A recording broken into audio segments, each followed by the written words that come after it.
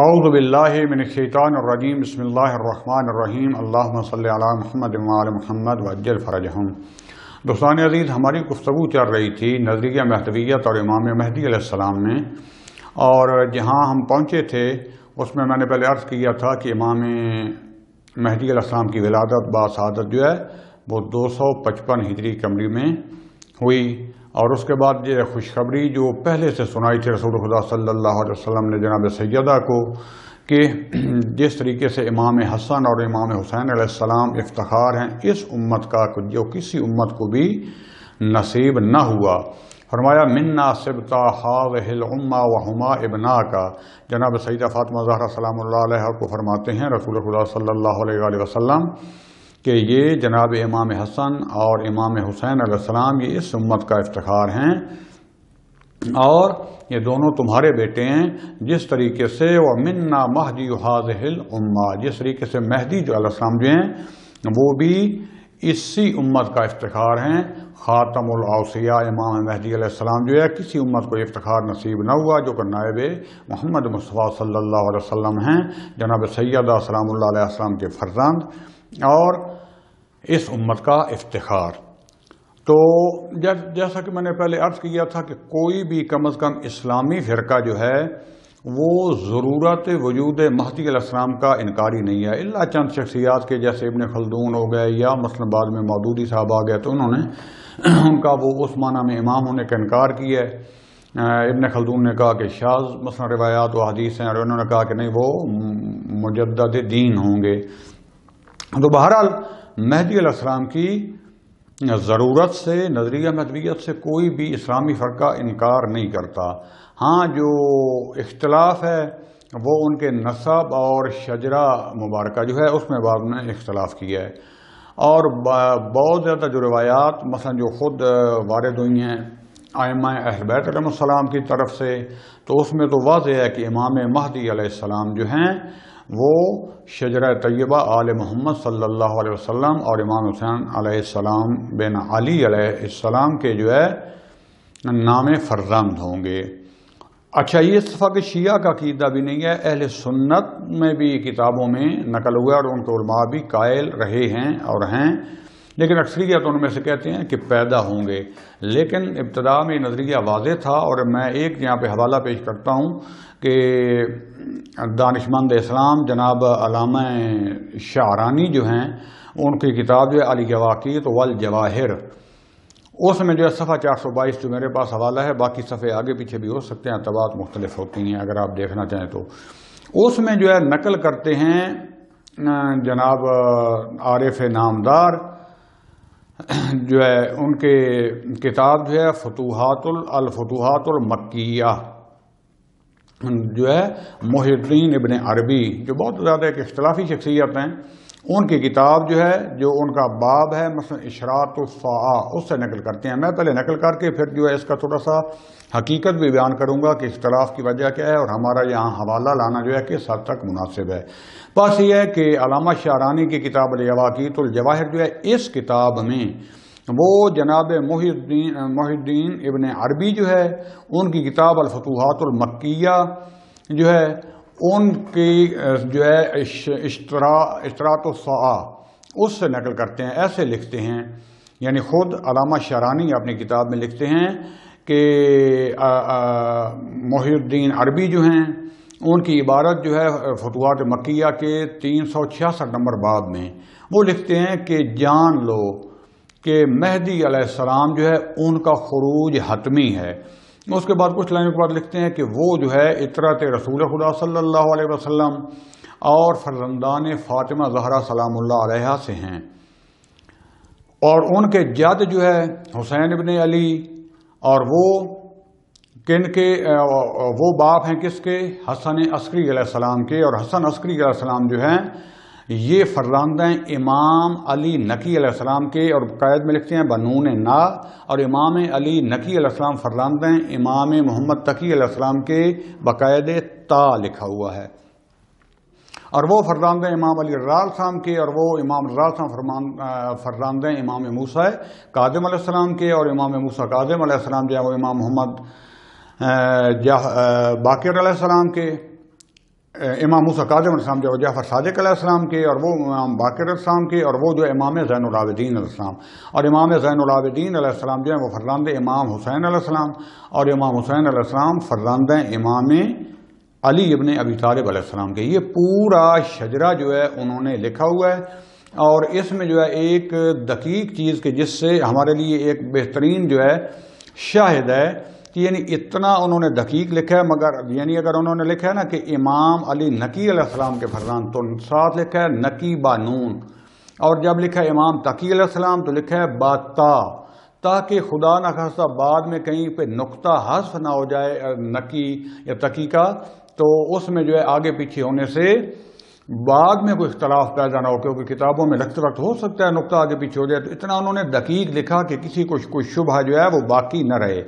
لیکن جو اصل شاہد مثال بیان کر رہا ہوں، اب جو کتاب موجود ہے ہمارے پاس ان کی،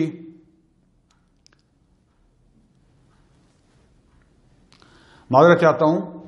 بات یہ ہو رہی تھی کہ محی الدین عربی نے اپنی کتاب میں دقیق لکھا ہے اس چیز کو کہ امام نقی علیہ السلام یعنی نون سے شروع ہوتا ہے، اور امام تقی علیہ السلام یعنی تا سے شروع ہوتا ہے، تاکہ بعد میں کوئی نقطہ آگے پیچھے ہونے کی وجہ سے اشتباہ نہ ہو جائے کہ شجرے میں کوئی اور جو ہے گمراہی نہ پھیلا دے۔ تو اب یہ جو میں عرض کر رہا ہوں یہ علامہ شعرانی نے نقل کیا ہے محی الدین عربی کی عبارت سے، کتاب سے، لیکن آج جو موجودہ الفتوحات المکیہ کتاب ہے ابن عربی کی، اس میں یہ مطلب نہیں پایا جاتا، بلکہ بالکل ایک گمراہ کرنے والا اور مبہم سا مطلب اس جگہ پہ لکھ دیا ہے کہ جدہ الحسن ابن علی ابن ابی طالب، کہ امام زمانہ علیہ السلام جو ہیں، امام مہدی علیہ السلام جو ہیں، ان کے جد ہوں گے جو کہ علی علیہ السلام کے بیٹے ہیں، یعنی اصل تو ہے کہ امام حسین علیہ السلام کی اولاد سے ہیں یہاں یہ، اور پورا شجرہ لکھا ہوا تھا، وہ پورا شجرہ کتاب سے کاٹ کے اور کہا کہ نہیں، ان کے جد حسن علیہ السلام ہوں گے، علی علیہ السلام کے بیٹے۔ یعنی اس سے ظاہر ہوتا ہے کہ کس قدر اہل بیت علیہ السلام کے جو فضائل لکھے گئے ہیں یا ان کے بارے میں جو لکھا گیا ہے ان میں کس قدر تحریف ہوئی ہے، کس قدر کتابوں سے نکال دیا گیا ہے، کتنا کینہ تھا۔ اور یہ پہلے تو حدیث پر خلفاء کے دور میں پابندی لگ گئی، جس کا ہدف و اصل اس پر علیحدہ بحث ہو سکتی ہے اور انشاءاللہ کروں گا۔ ہدف اصلی اور مقصد یہ تھا کہ اہل بیت علیہ السلام کے فضائل چھپائے جائیں، کیونکہ نظریہ خلافت کو اور طرف موڑ دیا، حدیث اور موجود تھی، تو جو لے بھی آئے سامنے آ بھی گئیں پھر بھی چھپا نہیں سکے، ان کی جو ہے آگے سے تحریف شروع کر دی۔ مثلا جو من کنت مولا ہو فہذا علی مولا، میں نے جو امامت کے درس میں پہلے یہیں پہ امام مہدی السلام کے بیان کر چکا ہوں کہ فرمایا پہلے کہ آیا میں، رسول خدا صلی اللہ علیہ وسلم نے فرمایا کہ آیا میں تمہارے نفسوں سے زیادہ تم پر اولویت نہیں رکھتا؟ کہا بلا یا رسول اللہ۔ بعد میں فرمایا من کنت مولا ہو فہذا علی مولا، جس جس کا میں مولا بس میرے بعد فوری پہ آتا ہے، درمیان میں فاصلہ نہیں ہے، بلا فاصل میرا علی مولا۔ اب بعد میں کہانیاں گھڑی گئیں کہ نہیں جو ہے مثلا علی علیہ السلام کے ساتھ فلاں کا جو ہے جھگڑا ہو گیا تھا، وہ کہتا تھا زیادہ کپڑے جو اونٹ میں نے لینے ہیں، وہ کہتا تھا میں لینے ہیں،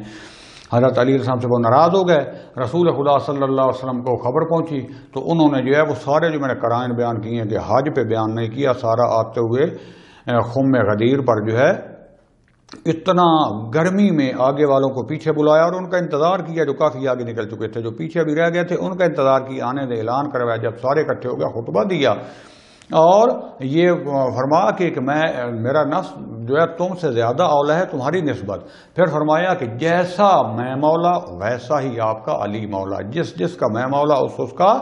علی مولا، یعنی میرے بعد ولایت علی کو ہے، یہ میں خلیفہ ہے، یہ امام ہے۔ لیکن اس کی کیا کہانی کڑی گئی کہ وہ جھگڑا ہو گیا، یہ ہو گیا۔ تو جب شکایت رسول خدا صلی اللہ علیہ وسلم پر پہنچی تو انہوں نے کہا من کون تو مولا ہو فہذا علی مولا، جس کو میں دوست ہوں اس کا علی دوست ہے۔ خدا کا خوف جب ختم ہو جائے، شبہات آ جائیں، ہر کسی نے اپنا جواب دینا ہے، آزاد ہے، تحقیق کرے، اپنا نظریہ رکھے، ہمارا کام ہے جو ہمیں سمجھ میں آیا وہ آپ کے سامنے بیان کر دیں، اور آپ بھی آزاد ہیں اس پر تفکر کریں۔ اب آپ دیکھیں کہ جناب شعرانی، علامہ شعرانی جو ہیں، یہ کتاب، یہ مطلب جو لکھ رہے ہیں 958 ہجری قمری میں، ٹھیک ہے، اور وہ دقیق اس وقت یعنی 958 ہجری قمری میں لکھتے ہیں کہ عمر شریف حضرت مہدی علیہ السلام درئین تاریخ 706 سال یعنی 706 سال میں باشد، یعنی جو میں اس سال میں لکھ رہے ہیں کہ اب امام مہدی علیہ السلام کی عمر جو ہے وہ 706 سال ہوگی۔ یہ الیواقیت والجواہر میں آپ دیکھ سکتے ہیں۔ تو یعنی پوری عمر جو ولادت امام علیہ السلام کی بنتی ہے اس کے حوالے سے 958 میں 706 سال بن رہی تھی، پورا دقیق لکھا، لیکن اس کے باوجود بھی لوگوں نے اس تحریف کو نہ چھوڑا اور بغض اہل بیت جو تھا اس کی وجہ سے ان کے فضائل اور حقائق کو لوگوں کی نظروں سے دور کیا۔ اب جو ہے یہ میرا اور آپ کا کام ہے اس کے اوپر جو ہے تحقیق کریں۔ اب اس جو میں نے حوالہ پیش کیا ہے، اصل تو یہ کتاب میں لکھا تھا کس نے؟ جناب محی الدین ابن عربی، اور ان کی مشہور کتاب الفتوحات المکیہ۔ تو اہل سنت تو ان کو مانتے ہی مانتے ہیں، کوئی ان کو عارف کہتا ہے، کوئی صوفی کہتا ہے۔ اہل شیعہ میں شدید اختلاف ہے، اکثر ہمارے فقہاء اور علماء ان سے شدت سے اختلاف کرتے ہیں اور اس کو ضال و مضل، گمراہ اور اہل بیت کا دشمن کہتے ہیں، اور بعض ہمارے انتہائی اتھینٹک ترین، موثق ترین علماء اور عرفاء جو واقعاً حقیقی عرفان کو جانتے ہیں وہ ان کو قابل تعریف سمجھتے ہیں، ان کی کتابیں بھی پڑھی، اور جو انہوں نے خود پہلے عرفان میں کام کیا، عرفان کی منازل پر پہنچے، پھر عرفان نزدیک ان کی کتاب میں پڑھی، دیکھا، کہا کہ اس میں واقعاً بہترین مطالب لکھے ہیں اور واقعاً یہ بندہ ایک حقیقی عارف تھا۔ اب یہاں پر بہت بڑا ایک بلوہ ہے، بعض اس کو صوفی، گمراہ اور اہل شیعہ دشمن کہتے ہیں، جبکہ یہ مثلا امام خمینی رضوان اللہ تعالیٰ علیہ ہو گیا، آیت اللہ جوادی عاملی جو ہیں، جناب حسن زدہ عاملی اور عرفا مشرف، اکثر جو آج کل کے حتیٰ علماء اس کو ٹھیک سمجھتے ہیں۔ وجہ کیا ہے؟ بیسیکلی وجہ جو ہے وہ اس کے کتابوں میں آنے والے مطالب ہیں۔ مثلا اس کی کتابوں میں لکھا ہوا ہے کہ مجھے مکاشفہ ہوا، مکاشفہ کہتے ہیں جو ان کو حقائق ملتے ہیں عرفاء کو خواب کی صورت میں، یا جب ان کا اتصال ہوتا ہے حضرت برحق کی ذات کی طرف ربوبیت کے ساتھ، دقیق قرب حاصل ہوتے ہیں تو مکاشفہ ہوتا ہے، الہام ہوتا ہے۔ تو کہتے ہیں اس میں لکھا ہوا ہے، وہ نہیں کہتے، یعنی لکھا ہوا ہے کہ میں نے شیعہ کو اپنی خواب میں سور اور کتے کی شکل میں دیکھا، الیاذ باللہ۔ ایک ہی ہے۔ اس کے بعد جو ہے انہوں نے خلفاء جو ہے پہلے 3 خلفاء، ان کے بارے میں کافی تعریفیں لکھی ہیں، اور کچھ اور مطالب ہیں اس طریقے سے جو شیعہ کے مخالف ہیں، جس سے شیعہ لوگ علماء فقہاء اس کو اکثر قبول نہیں کرتے۔ جبکہ یہ علماء جو میں نے آپ کے سامنے بیان کی ہیں جن کا 3 محرز نام لیے ہیں، باقی اور بھی بزرگان ہیں، امام خمینی رضوان اللہ تعالیٰ علیہ، آیت اللہ جوادی عاملی حفظہ اللہ، اور آیت اللہ حسن زادہ عاملی حفظہ اللہ، انہوں نے اس کی بڑی تعریف کی ہے۔ یہ کیا دلیل دیتے ہیں؟ ایک اس میں سے مورد یہ ہے، کہتے ہیں کہ اس کی کتابوں میں تحریف ہوئی ہے۔ یہ شیعہ کے مطالب جو مخالف ہیں، کیونکہ شیعہ بہت اقلیت میں تھے، سنی خلفاء کا دور عباسی رائے بعد میں سارا ان کی اکثریت تھی، تو انہوں نے جان بوجھ کر برد معذرت میں بھی ایک لفظ استعمال نہیں کرتا تھا شیعہ سنی فلاں، لیکن کچھ حقائق ہیں جو مثلا متعصب لوگ تھے، شاید سنی مراد نہ ہو بلکہ نواسب لے لیں، خارجی قسم کے لوگ جن کو اہل بیت سے بھی دشمنی اور شیعہ سے بھی دشمنی،